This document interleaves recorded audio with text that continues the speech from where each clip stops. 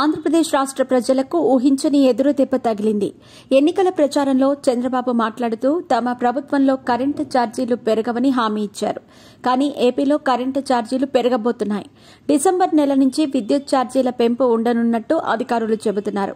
మీ pets కి grooming నుంచి birthday celebrations వరకు అన్నింటిలో మంచి ఆఫర్స్ ని మాయా టైల్స్ అండ్ ట్రయల్స్ వారు మీ ముందుకి తీసుకుని వచ్చారు. ఎక్కడో కాదు, మన బాజ్పల్లిలో. Phone number 8985555318. గత నెల రోజులుగా దీనిపై ఏపీ ప్రభుత్వం కసరత్తులో చేసిన సంగతి తెలిసిందే. ఆంధ్రప్రదేశ్ రాష్ట్రంలో విద్యుత్ ఛార్జీల పెంపు కోసం ఈఆర్సీ ఓకే చెప్పినట్టు తెలుస్తోంది. ఈఆర్సీ అనుమతి మేరకు విద్యుత్ ఛార్జీలు పెంపుదల ఉండనుంది. 2023-24 సంవత్సరానికి సంబంధించిన 9,412 కోట్ల ఇంధన సార్తో పాటు ఛార్జీలను వసూలు చేయాలని ఈఆర్సీ ఆదేశాలిచ్చింది.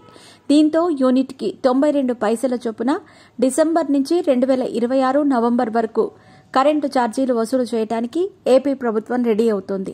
94 కోట్లతో వ్యవసాయ విద్యుత్ రాయితీ, 1,500 కోట్లను ప్రభుత్వం చెల్లించబోతోన్నట్లు సమాచారం అందుతోంది. అంటే 7,912 కోట్లు ఏపీ ప్రజలపై భారం పడబోతోందన్నమాట. అయితే దీనిపై వైసీపీ పార్టీ నిరసన తెలుపుతోంది. తాజాగా పెంచిన విద్యుత్ ఛార్జీలకు వ్యతిరేకంగా సోషల్ మీడియాలో వ్యంగ్యమైన పోస్టులతో వైసీపీ హల్చల్ చేస్తోంది. దీనికోసం పోస్టుల్లో పుష్ప 2 సినిమాలోని అల్లు అర్జున్, శ్రీలీల నటించిన దెబ్బలు పడతాయిరో స్పెషల్ సాంగ్ ని యాడ్ చేస్తూ పోస్ట్ చేస్తున్నాయి.